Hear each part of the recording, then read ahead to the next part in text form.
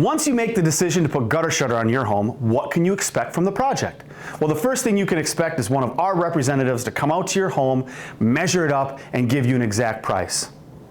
The next day, you're going to get a call from Jessica, thanking you and welcoming you to the Larson Home Services family. She'll also be the one that schedules your project. On the day of the install, you can expect AJ to come out and custom run out GutterShutter to the exact measurements of your home.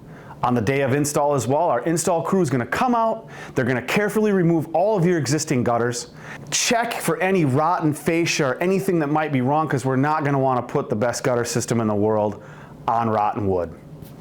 After that, the guys are going to install your GutterShutter system. They're going to install your downspouts, make sure everything is installed properly and looks beautiful. They're going to clean everything up. We like to leave your home as good or better than it was when we got there.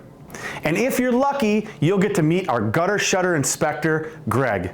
He's going to come out to your home and make sure that the job was installed to the standards that we require. If not, guys are going to come back out and tidy things up.